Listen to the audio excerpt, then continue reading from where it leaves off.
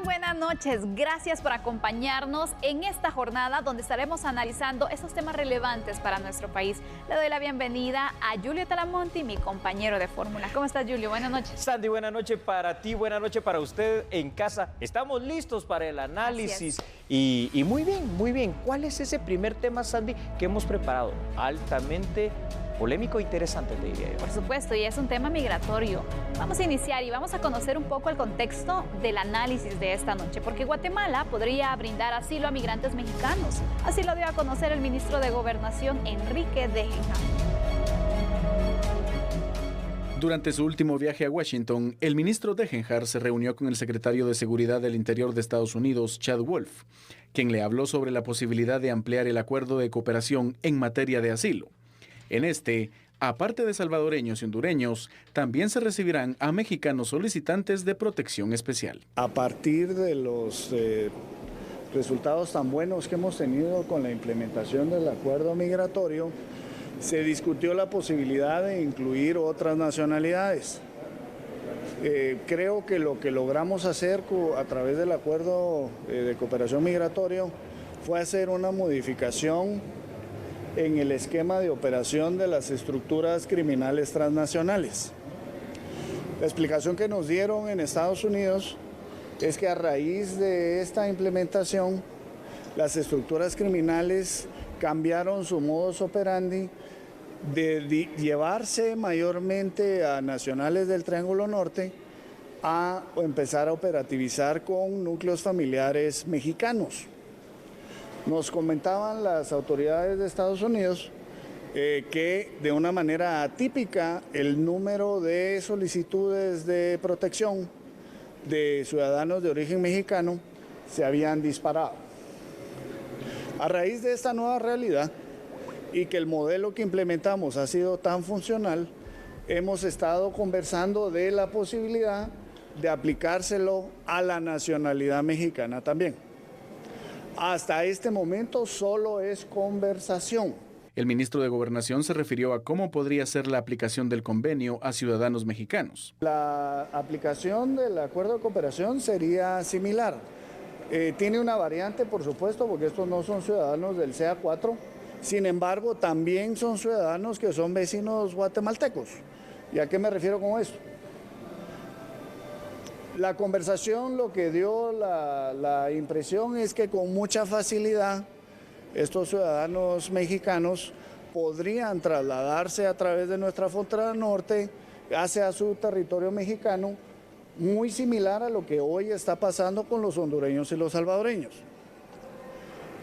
De todos los grupos y vuelos que hemos recibido, solo 2 personas han pedido medidas de protección. Todas las demás han pedido retorno voluntario a su país. Y eso era exactamente lo que estábamos buscando, que los ciudadanos hondureños y salvadoreños regresen a su país. Si nosotros vamos a servir de un facilitador para que ese proceso se dé, pues es lo que estamos haciendo hoy por hoy. El acuerdo de cooperación en materia de asilo entre Guatemala y Estados Unidos ya lleva 3 meses ejecutándose. Ahí lo tiene usted. Se dio a conocer por el momento únicamente la posibilidad, eso hay que dejarlo muy claro. ¿Posibilidad de qué? Se preguntará usted en casa. De que el acuerdo migratorio, Sandy, firmado con Estados Unidos, pueda llegar a extenderse a efecto de brindar asilo también a los ciudadanos provenientes de los Estados Unidos mexicanos, ya sean ellos solos o con sus unidades familiares. Este tema, recalco, aún no está en firme. Está siendo discutido, está siendo propuesto por las autoridades estadounidenses y fue uno de los temas que se tocó durante la visita reciente, hace 2 días, del presidente Jimmy Morales a la Casa Blanca. Ahora bien, Sandy, este tema deberá analizarse, pero deberá de pensarse muy bien por parte no solo del gobierno del presidente Morales, sino que del gobierno entrante de Alejandro Yamatei, a efecto de establecer si de verdad se va a recibir también a los ciudadanos mexicanos, cuáles son las alternativas para poder hacerlo viable. Recordemos que esto no es solo cuestión de tener buenas intenciones, es cuestión de dinero, es cuestión de inversión y es cuestión de condiciones también adecuadas para que en todo caso pueda llegar a ser una realidad. Definitivamente. Es un tema que sin duda se debe analizar muy bien, Julio, y la pregunta es, ¿dará tiempo entonces que el presidente Jimmy Morales pueda tomar esa decisión o será un proyecto que se le va a heredar al gobierno entrante? Yo creo que va a ser precisamente lo que acabas tú de mencionar, un proyecto seguramente eventual que se va a heredar al gobierno entrante. Y te quiero explicar porque los televidentes lo vieron en pantalla, no lo expliqué, pero lo voy a hacer ahora porque necesitaba un acápite por aparte, porque es un tema bien interesante. En Estados Unidos, recuerda, Sandy, el próximo año es año electoral. Y entonces, conociendo cuál ha sido la política migratoria de Donald Trump, yo creo que le va a quedar también como anillo al dedo precisamente el poder lograr extender esa situación. ¿Por qué? Porque al final de cuentas, vamos a ser muy claros, no logró Donald Trump la construcción del muro físico, pero el muro existe, porque en Estados Unidos ciudadanos mexicanos, guatemaltecos, hondureños, salvadoreños ya no están entrando y se está haciendo a través de estos acuerdos con nuestros países. Definitivamente, es una de las propuestas que se ha planteado y sobre todo también habrá que analizar entonces por parte del presidente electo, ya cuando esté en funciones, la viabilidad también de este proyecto y los acuerdos a los cuales se pueda llegar para de esta forma determinar entonces si se acuerda dar asilo a los mexicanos. Y otra cuestión es también, Julio, dime, el hecho que si en dado caso se llegara a lograr este acuerdo, ¿qué crees tú que harán los mexicanos? Es decir, ¿podrían optar también para quedarse en Guatemala? Esto me parece muy interesante. ¿Será interesante para ellos? Es que, y es hasta interesante para el análisis, por lo cual me gusta que lo estés planteando de esa manera. A ver, los Estados Unidos mexicanos, digamos que en términos generales, pues están un poco mejor que en Guatemala en ciertos aspectos, pero también compartimos muchos de los problemas de las amenazas transnacionales del crimen organizado con México. El narcotráfico está instalado en ciertas regiones de una manera terrible, creando una gran ola de violencia también en muchos estados mexicanos. Entonces, yo te diría que de una manera general no parecería tan atractivo para un mexicano venir a Guatemala, pero algunas personas que están en estos lugares, en conflictos de los Estados Unidos mexicanos, de pronto y sí podrían ver como algo aceptable para ellos, huyendo de la violencia, del peligro, de toda esa situación de inseguridad que también viven, el probablemente venir a uno de los países centroamericanos. Y yo también te digo algo, Sandy, con el respeto que merecen nuestros hermanos hondureños y salvadoreños. Es mucho mejor Guatemala en el contexto centroamericano. Pero en contexto mexicano también, ¿cómo estamos comparados con esa nación? Wow, ahí es donde sí pareciera ser que la balanza se inclina de manera general con México. Es una economía demasiado fuerte, es un estado, bueno, una confederación de estados muy grande y donde en teoría general es más fácil encontrar ciertas cuestiones como trabajo, pero yo te digo algo también, y esto es para el análisis. ¿Cuál es la comunidad latina más grande que hay en Estados Unidos? La mexicana. Quiere decir que sí hay muchas, miles, millones de personas que quieren salir de ese país por una u otra razón. Entonces, ojo con eso también, porque hay que ponerlo sobre la balanza. Exacto. Y vamos a mostrar otros datos también para continuar con el análisis, porque tomemos en cuenta, hasta el momento, el acuerdo migratorio vigente por Estados Unidos no ha presentado una llegada masiva ni de hondureños ni de salvadoreños para permanecer en nuestro país. Consecuentemente, habrá no solo que determinar las causas por las que se puede otorgar ese asilo a los mexicanos, sino que también habrá que considerar si ellos entonces desean vivir en nuestro país. En general se podría pensar que no sería tan atractivo entonces para la mayoría de mexicanos que quieran venir a Guatemala si su objetivo al final es Estados Unidos. Sin embargo, hay factores también externos que sí podrían influir para que mexicanos huyan de la violencia, por el narcotráfico y también por la pobreza, y de esta forma puedan solicitar asilo en Guatemala. ¿Qué hay que considerar, Julio, antes de establecer un asilo? Es decir, las condiciones en las cuales se podrían tener a estas personas, ¿no? Sí, recuérdate, Sandy, que lo que hemos signado al final de cuentas obligaría, en todo caso, a Guatemala, con cualquier ciudadano mexicano, hondureño, salvadoreño, que quisiera permanecer en nuestro país, que le diésemos la certeza y seguridad de que va a vivir él y su familia aquí y va a tener trabajo, posibilidad de tener estudio, en todo caso, si así lo requiere, y también servicio de salud como condiciones mínimas. Entonces, esto no es cualquier cosa. Ahora, entre líneas hay que entender lo que decía el ministro Degenhardt. Fíjate, él decía, por la exitosa implementación de este acuerdo vigente ya con el tema de los ciudadanos hondureños y salvadoreños. Y sí, creo que es exitosa en una situación, exitosa en que no se han quedado en Guatemala, porque al final de cuentas no les ha parecido tan atractivo el permanecer en nuestro país, y yo creo que eso es bueno, ¿verdad? Al final es bueno que ellos regresen a su país de origen. Creo, considero, solo estoy especulando, orientado mucho a lo que tú decías, yo lo comparto completamente, que para un ciudadano mexicano, que en todo caso su meta era llegar a Estados Unidos, difícilmente va a decir, bueno, está bien, me voy a Guatemala. Entonces, pudiera no llegarnos a afectar tanto, pero como siempre hay excepciones, ¿verdad? Y siempre va a pasar ciertas cosas, sí necesitamos condiciones que por el momento no las tenemos, y en todo caso el gobierno americano también debe facilitarlas. Efectivamente, se debe establecer un plan, porque si va a ser un proyecto, al final se tiene que ir fortaleciendo, y que de esta forma también, imagínate, ¿qué pasaría si en este caso los mexicanos sí solicitaran ese asilo? Que también es una posibilidad. Es una posibilidad, es uno de los escenarios que podríamos tener. Es decir, ¿qué se les podría ofrecer para que finalmente pues ellos estén y nosotros les podamos apoyar de esta forma? ¿Tenemos las condiciones para hacerlo?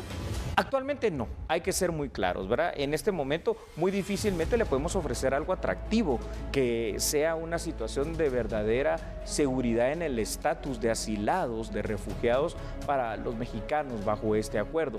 Pero si eventualmente se considera y se logran los apoyos pertinentes, la inversión inclusive, que no solo beneficia a estas personas, sino que también a quienes viven aquí en Guatemala, y se crean lugares, primero albergues para empezar, que no los tenemos, y se crean inclusive los puestos y las plazas de trabajo a través de inversión que se pueda traer y que Estados Unidos pueda implementar e invertir acá a través de su clase económica y la cuestión financiera y política, probablemente puedan existir esas condiciones, pero en este momento yo no las veo, y es ahí donde probablemente el ciudadano mexicano difícilmente diría, bueno, ¿sabe qué? Me voy a ir a Guatemala o a Honduras o a El Salvador.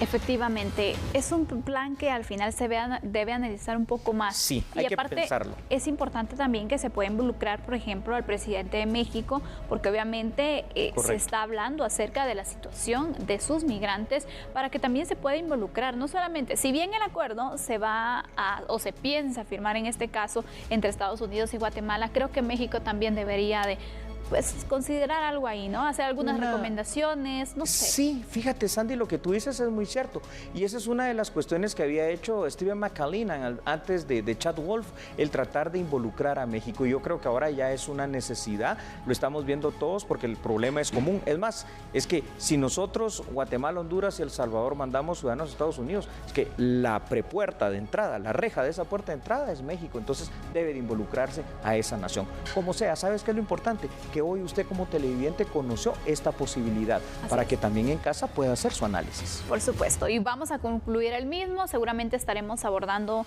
nuevamente conforme se vayan dando también algún avance, alguna nueva propuesta en cuanto al asilo para mexicanos. Vamos a ir a una pausa, pero cuando regresemos, ¿de qué estaremos hablando, Julio? Por favor, danos un adelanto. Sandy, una cuestión que te va a parecer espeluznante. ¿Por qué? Porque uno cuando manda a sus hijos al colegio o a la escuela, espera de que primero que reciban educación, que sean bien tratados, pero jamás que sean abusados. Bueno, 30 maestros fueron abusados, fueron denunciados por el tema de abuso sexual a menores. ¿Qué te parece esto?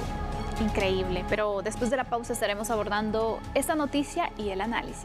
No cambie, por favor, porque nosotros somos a la medida.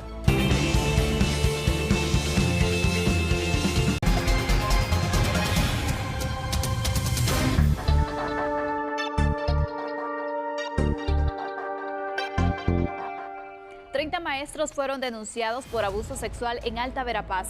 Aquí tenemos detalles al respecto. La organización Refugio de la Niñez ha presentado denuncia penal en contra de 30 docentes por supuesto abuso sexual a estudiantes. Solo en Alta Verapaz, el año anterior denunciamos a 30 maestros involucrados en delitos sexuales. Lo que tiene que hacerse es una revisión de cómo estamos protegiendo o desprotegiendo a nuestra niñez y adolescencia.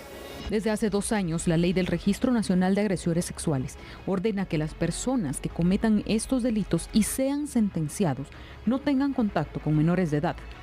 Sin embargo, En la mesa técnica conformada por el Ministerio Público, el Ministerio de Educación y organizaciones como el Refugio de la Niñez, logró que estos maestros fueran retirados del cargo mientras proceden las investigaciones. Identificamos que, si bien es cierto, ya había habido un traslado hacia el Ministerio de Educación sobre los agresores sexuales, la mayoría de delitos se cometieron entre febrero y septiembre de este año, lo que quiere decir que queda un vacío de información.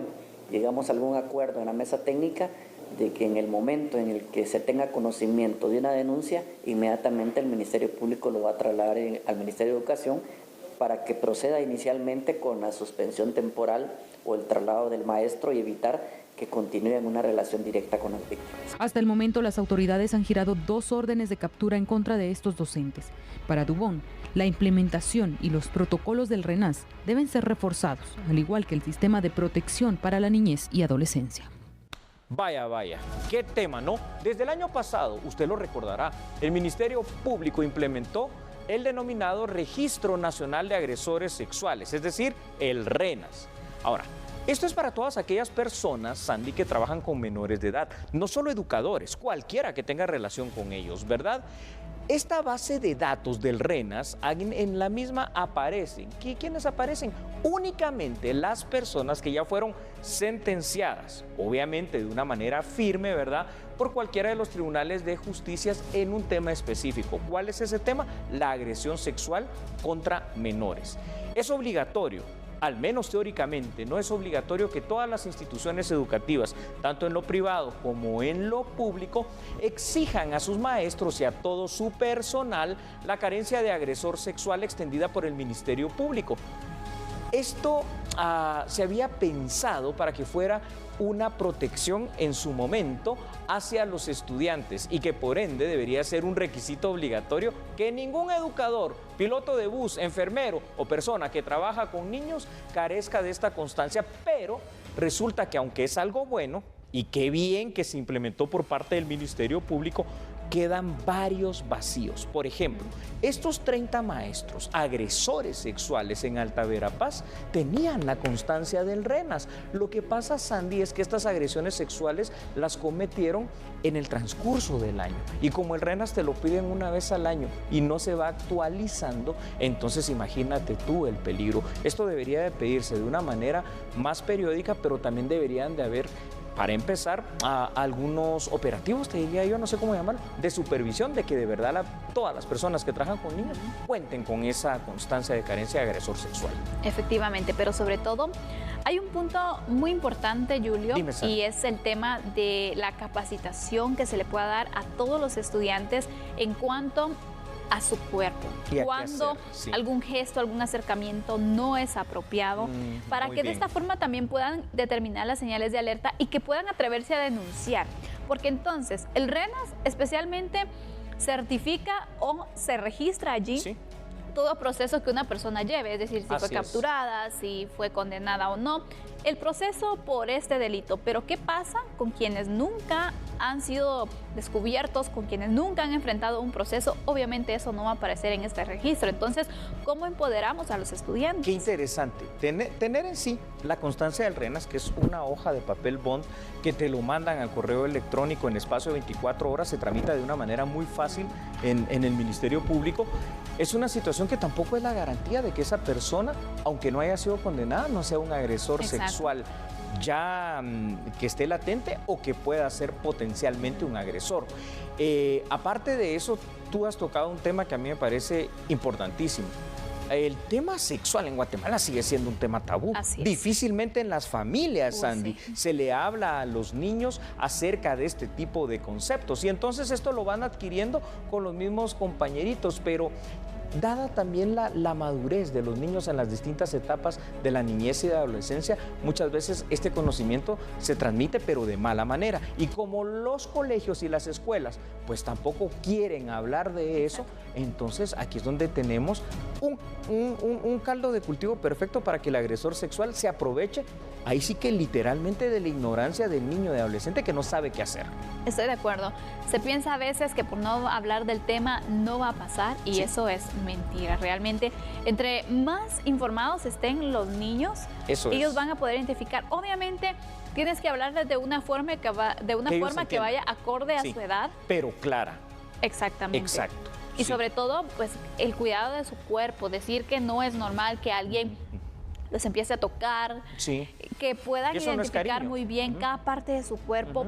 Hay situaciones básicas que todo padre debe enseñar y que en las escuelas también se debería de tratar, pero aparte está esta situación que si un maestro viene y habla de este tema, a lo mejor a los padres no les va a gustar y luego va a tener algún problema. Entonces, ¿qué hacemos? Exactamente, por eso yo creo que debemos de reformar inclusive cuando se trate del pensum de estudios, que realmente se dice pensa porque es una palabra en plural, ¿verdad? Entonces, y proviene del latín. Cuando se hable de esta pensa de estudios para los educandos aquí en Guatemala, hay que incluir clases que hablen claramente de la educación sexual. Y no solo de la educación sexual, la educación reproductiva. Y no solo de eso, que no te alteren el plan de vida como niño, como niña, y que de alguna manera también pueda servir, al final de cuentas, no solo para evitar agresiones de carácter sexual por parte de cualquier adulto, sino que para prevenir hasta los embarazos en menores, que es el otro gran problema de nuestra juventud. Bueno, hablando del registro también que se ha establecido el RENAS, hay otros datos al respecto, porque esto se hizo para poder prevenir también a los centros educativos en cuanto a una persona que tenga algún señalamiento, algún proceso por abuso sexual.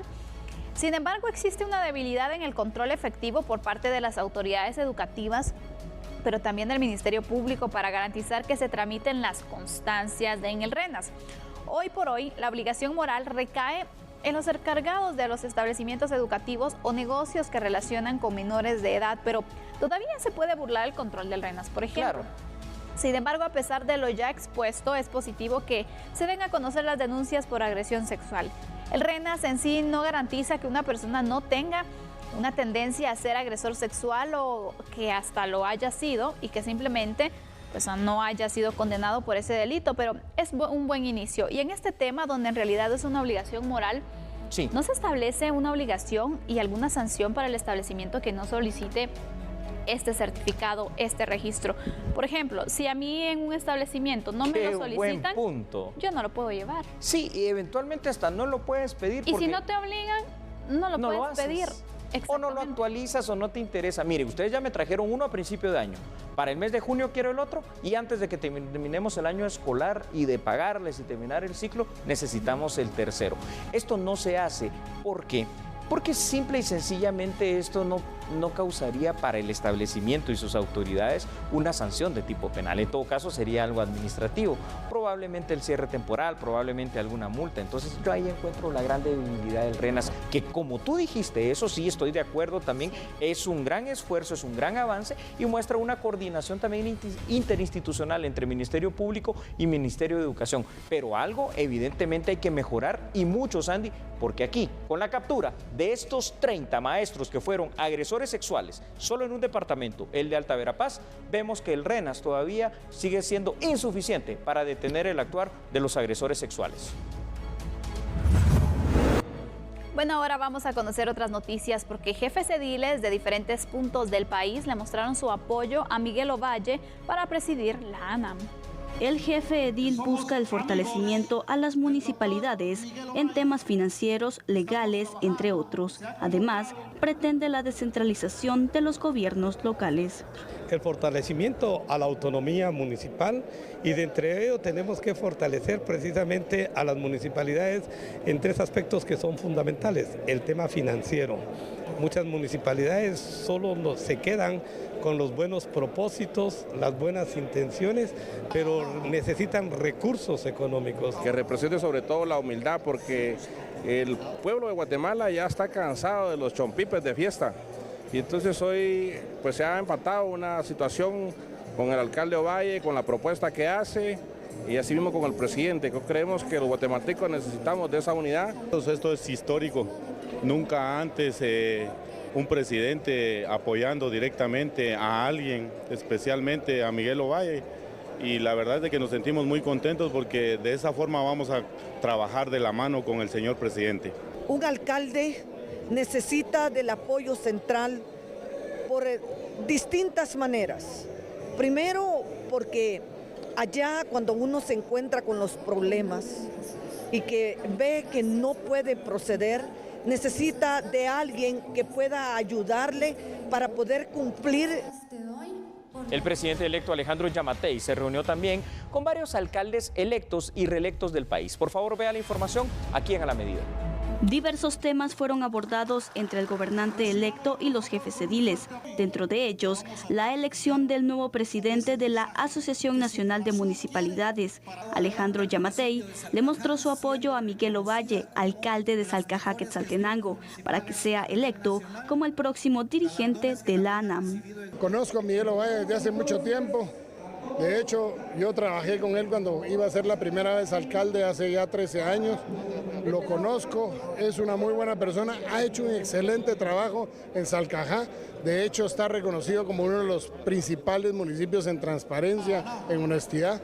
Y porque creo que este es el momento de plantear una agenda municipalista, de lograr la descentralización del país, y necesitamos una ANAM fuerte, una ANAM que trabaje con el gobierno central para que podamos reformar el Instituto de Fomento Municipal, para que podamos reformar el Instituto Nacional de Electrificación y los otros lugares en donde la ANAM tiene representación, y que trabajando de la mano con el Ejecutivo sería muchísimo más fácil darle buenos resultados a la población. Vamos a trabajar al nomás llegar al gobierno en abrir el concurso para poder obtener los convoyes, para poderle dar a 300 alcaldes los convoyes que nos permitan asegurarnos que abran los caminos vecinales que tanta falta están haciendo para que podamos tener un país muchísimo más productivo.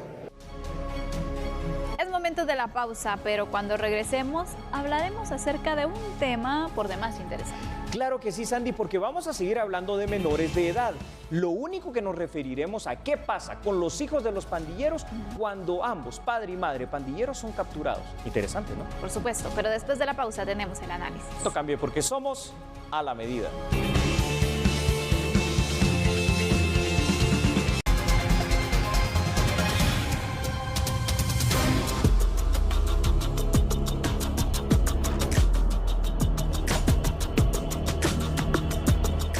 Gracias por continuar en sintonía. ¿Sabe usted qué pasa con los hijos de mareros que son detenidos por delitos como la extorsión?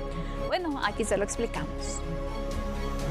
Numerosos operativos en contra de mareros y otros grupos delincuenciales realizan las autoridades con el objetivo de capturar a estas personas por delitos como la extorsión. Al momento de su aprehensión, algunos están acompañados de sus hijos, quienes se quedan solos. El jefe de la Fiscalía contra las Extorsiones explica qué sucede con ellos. Los protocolos con los que cuenta el Ministerio Público y la Fiscalía contra el delito de extorsión, en casos donde se realizan allanamientos y se captura a uno o a los dos padres, pues primero verificar si no tienen algún familiar cercano con el cual se puedan quedar en el momento de la detención. Si no hubiera ningún familiar, pues también se verifica dentro de los sistemas con los que cuenta el Ministerio Público, que son las distintas alertas que existen, como la alerta Isabel Claudina o alerta Alba Kenneth, para verificar si no tienen algo que hayan sido desaparecidos o no sean los hijos de las personas con las que uno localiza en el inmueble. Posteriormente se notifica a la Procuraduría General de la Nación para que ellos pues procedan al traslado de los menores a los distintos albergues. Común porque muchas veces el padre ya está detenido y la madre pues se sigue dedicando al cobro ilegal de dinero. Los niños de los aprehendidos ven cómo sus padres se dedican al crimen, lo cual llega a ser una conducta normalizada por los niños. Como niños, ¿verdad? Tienen un riesgo bastante alto al momento que, primero pues que ellos ya están dentro de como una cápsula, ¿verdad? Que sus padres pues de eso viven y sobre eso es que mantienen a su familia. Hay que recordar que mucha de esta población infantil ha sido testigo directo o indirecto de los actos delictivos que los papás han cometido. Y entonces para ellos o ellas la violencia termina de alguna manera siendo normalizada y siendo interiorizada. Y normaliza esa violencia, se corre el riesgo que al normalizarla ellos puedan reproducir estos mismos esquemas de violencia y posiblemente convertirse en delincuentes en el futuro. Hasta el momento, la Procuraduría General de la Nación ha atendido a 10 niños en lo que va del año, con el objetivo de ubicarlos en otros ambientes. Tenemos por el dato de extorsión, se han rescatado a nivel nacional 10 niñas y adolescentes. Nosotros iniciamos con un proceso de protección. Al momento que nosotros los vamos a traer, iniciamos las investigaciones para ubicarles familia biológica, familia ampliada o en su caso familia sustituta, dejando como última instancia la institucionalización para a través de un proceso de protección brindarles el apoyo y la protección que necesitan de un adulto, ¿verdad? Para el refugio de la niñez no es suficiente. El abordaje con estos niños debe ser integral para lograr rescatarlos del ambiente de normalización de la violencia. Que no hay una respuesta articulada es porque solo interviene muchas veces PGN y Ministerio Público sin que el proceso culmine con una articulación o una respuesta articulada de todo lo de que debiera ser un sistema de protección para la niñez. Hasta que un niño está en riesgo, debiéramos de hacer participar al Ministerio de Desarrollo Social, al Ministerio de Salud, al Ministerio de Educación, para tratar de dar una respuesta integral. Además de los 10 niños rescatados por la Procuraduría General de la Nación, 15 más han quedado bajo el resguardo de otros familiares, entre abuelos, tíos y hermanos. A ver, en Guatemala, con el transcurso de las décadas, desde la década de los 80, las pandillas, como todos sabemos, se han fortalecido, pero también, Sandy, han cambiado su forma estructural y sobre todo su forma de operar y de constituirse. Inicialmente, recordemos algo que era muy claro: las pandillas a finales de la década de los 80 y principios de los 90 eran integradas exclusivamente por hombres. Sin embargo, poco a poco esa situación mutó o cambió y ahora la incursión de la mujer dentro de la pandilla es muy grande. Casi la mitad de las pandillas está integrada por mujeres, pero además se han hecho, pues al tener tantas mujeres dentro de la pandilla, han nacido las relaciones sentimentales dentro de estos grupos humanos y ahí se han integrado como parejas, han tenido hijos y esto ha dado origen a lo que en seguridad se llama la familia criminogénea. ¿Qué es esto?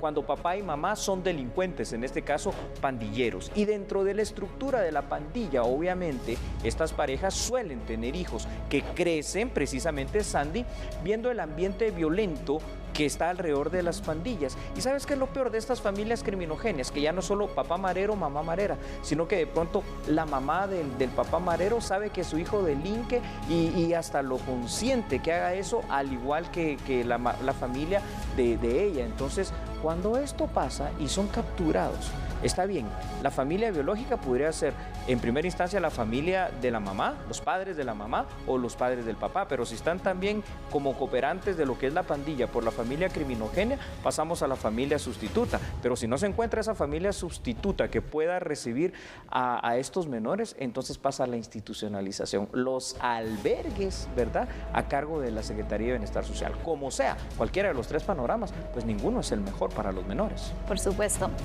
En cualquier edad debe ser difícil poder enfrentar este tipo de situaciones, porque hablemos lo que es. Para uno de hijo, los padres son lo mejor. Es correcto. El padre es el superhéroe, la madre es lo mejor que te puede pasar. En realidad no comprendes, entonces, en lo que andan tus padres, no sabes a lo mejor, o a lo mejor de tanto que se ven las situaciones criminales que se cometen, piensas que eso es parte de la sociedad, parte de la vida. Sí. Crean una confusión. Sí, es correcto. Y cuando se ven entonces separados, no hay que dejar el tema sentimental, porque obviamente que te separen de tus padres debe ser muy difícil, pero sobre todo que te confundan donde en ese momento no sabes, una, ¿qué va a pasar con tu vida? Dos, ¿a dónde llevan a tus padres? Exacto. ¿Y ¿Qué a mí va a pasar por qué me llevan a otro lado? Exactamente, entonces es un proceso al final muy traumático. difícil que imagínate, poder recuperar a un niño de esa situación debe ser también impactante, ¿no? Eso es muy correcto. Ahora bien, imagínate tú, Sandy, porque pongamos las dos aristas de este tema. Este niño no capturan a sus padres, continúa creciendo dentro del ámbito de la pandilla. El niño es niño y no es malo per se, pero al crecer dentro de ese estrato de la sociedad dedicado al crimen organizado, seguramente lo que él va a hacer, o con alta probabilidad más adelante, será otro pandillero, tal vez, mucha posibilidad de que eso sea. Puede ser que en estos casos, fíjate lo que voy a decir, parece duro y parece una situación hasta ilógica, pero pudiera ser hasta una forma de rescatarlos, de que no vayan a crecer y sobre todo que no vayan ellos a implementar para su vida el hecho de una cuestión delictiva. Por supuesto, Sandy, que el precio a pagar es altísimo, es el que tú dijiste, separarse de los padres, separarse del cariño normalmente y del calor de la madre hacia los hijos, y esto, quiera que no, deja un trauma, deja una marca y deja una huella en la vida de los menores. Y sobre todo cuando, bueno, ya prácticamente los etiquetas, ¿no? Correcto. El hijo de un marero. Sí. Debe ser difícil sobresalir también y también cambiar cuando ya la sociedad te etiqueta de esa forma. Sí, hay mucho prejuicio, ¿no? Eso también hay que decirlo. Ahora, el problema que se tiene, Sandy, es que, por ejemplo, si se le encuentra familia biológica, que sea familia de estos menores, obviamente, y que estén a cargo de ellos, pues por mucho que lo sean, los cuidados en teoría no serían tal vez como los que le van a dar los padres. Y no sabemos si ellos también están involucrados en alguna situación. Y si volvemos al círculo otra vez vicioso de estar dentro del crimen organizado y el menor pues seguirá con ese peligro, ese riesgo latente, ¿Y ¿verdad? qué panorama tan triste, Julio? Porque imagínate, cuando buscas familias sustitutas, les pregunto, ¿ustedes se atreverían a hacer familias sustitutas cuando, por ejemplo, lo primero que se te viene a la mente es, bueno, ¿y qué pasa si el pandillero después me investiga y después me mata o me manda a matar porque yo tengo a su hijo? En realidad, por ese miedo, muchos niños a lo mejor no van a tener una familia sustituta y se van a quedar en la institución. Wow. Hay más datos, Sandy, me gustaría que los compartieras, por favor. ¿Qué tema? Impactante, la verdad, porque en los casos específicos en los cuales los operativos policiales logran precisamente ese objetivo, capturar a madre y padre, que son pandilleros dentro de estas familias criminogéneas, el Estado se hace cargo entonces de los hijos. El destino inevitable de estos menores de edad es pasar a través de los procedimientos de la PGN bajo el cuidado y resguardo de uno de los hogares a cargo de la Secretaría de Bienestar Social. Los menores terminan siendo en este caso víctimas, sin pedirlo, de las decisiones erróneas de sus padres, ya que nunca los cuidaron y por supuesto los cuidados que puedan darle en una institución sustituyen a una familia. Sin embargo, probablemente esto pueda salvar a los menores y por eso es positivo que se tenga un protocolo para el tratamiento y para el cuidado también de estos niños. Estos niños que merecen que se pueda hacer algo por ellos para que puedan cambiar su realidad de la vida, del mundo, y de esta forma también sean ciudadanos que puedan aportar positivamente al país. No significa que porque tus padres sean mareros tú tienes que tener ese mismo destino o porque, bueno, de plano es lo que me toca. No, se pueden rescatar. Se pueden rescatar. Por supuesto que crecer dentro del entorno de las pandillas sin pedirlo, más como víctimas de las decisiones de sus padres, es difícil. Pero hoy le hemos presentado aquí en A la Medida un tema que, aunque no lo notamos, que aunque no lo vemos, está allí latente y que para nosotros puede ser solo un análisis, pero para estos niños significa una decisión que les va a afectar durante toda su vida. Conozcamos ahora noticias judiciales, porque el abogado defensor de Javes, Emanuel Meda Maldonado, impugnó la condena de 26 años de prisión que un tribunal le impuso a su patrocinado a finales de noviembre. El abogado del acusado, Javes Emanuel Meda Maldonado, presentó la impugnación en contra de los 26 años de prisión con 30 días que le impuso un juez unipersonal al encontrarlo culpable de diferentes delitos al momento de acelerar e investir a los alumnos del Comercio 2 en abril del 2017. Consideramos, después de haber entrado al análisis de la sentencia, es una sentencia totalmente insostenible y permítame, el mismo juez en la sentencia establece en forma categórica en cuanto al móvil del delito, no quedó acreditado móvil criminal. Esto solamente nos hace saber que es insostenible la sentencia. El mismo juez está diciendo que no se acreditó móvil criminal. El 29 de noviembre de este año, en el Tribunal Séptimo Unipersonal, Javes Meda fue encontrado culpable de homicidio y lesiones leves y gravísimas. Por esos delitos se le impuso una pena de prisión de 26 años con 30 días. Entonces, ¿estamos ante qué? Ante un delito culposo. La sentencia debe de ser revocada por imperativo legal. Y hemos traído el recurso de apelación especial con el objeto de que los magistrados que conozcan del caso, pues apliquen la ley correctamente. No pedimos más, solo que apliquen la ley correctamente. En cada uno de los casos están totalmente fundamentados.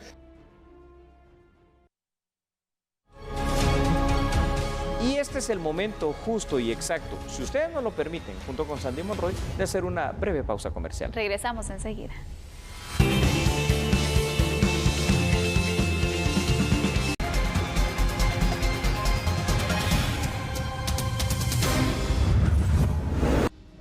Luis Miguel Ralda Moreno ya no será el ministro de la Defensa Nacional después de 2 años de servicio en la institución castrense, por lo que el gobierno de Jimmy Morales asigna y designa a un nuevo ministro para esta cartera. Conozca de quién se trata.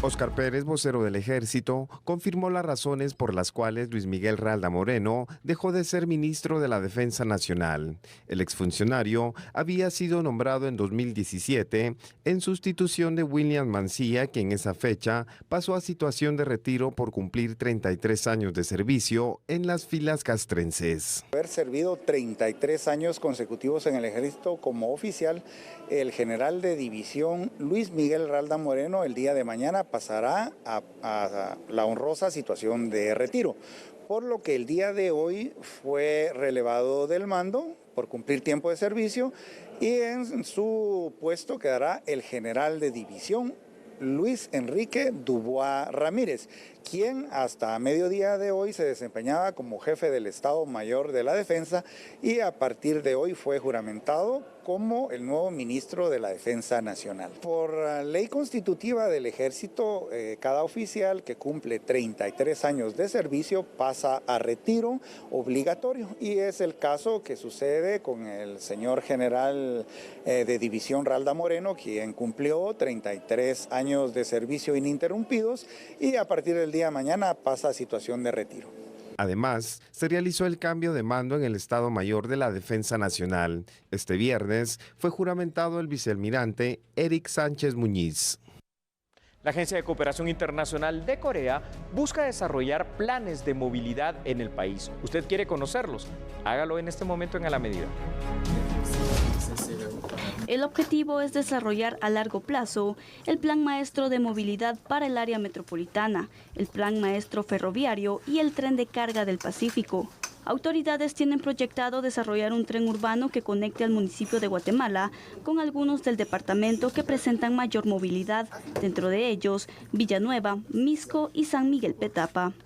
Estos proyectos son ajenos a los que se tienen actualmente, por lo que buscarán compartir la información ya recabada. ¿Cuál es el mejor sistema de tren, el mejor sistema de ferroviaria para conectarse todos los Centroamérica desde México hasta la de Panamá? Entonces es buena iniciativa para conectarse desde México y hasta El Salvador. También Guatemala, Chapines tiene buenas oportunidades, en buena punto para logístico. Se tiene 2 mares, una Atlántico, una Pacífico, y también tiene muy buena sistema de puerto, allá en Puerto Barrios y en Puerto Quecha. Entonces, después de plan maestro del gobierno de Corea, tal vez sugerir como los hojas de ruta para resolver, para crear buenos sistemas de tren. Sí, muchas gracias. Disculpe, a ver si nos podría dar un poquito más de detalles en qué consiste este proyecto, de dónde iría la inversión y qué. La visita de la misión COICA fue programada del 16 al 20 de diciembre para analizar los factores sociales y económicos del país y de esta forma llevar a cabo los proyectos. Los representantes coreanos han discutido estos con autoridades de gobierno y representantes de organismos internacionales. Bueno, llegó el momento de despedirnos y también de invitarlos a que nos sintonice mañana a las 9 de la noche. Que descansen. Gracias. Buenas noches. Chao.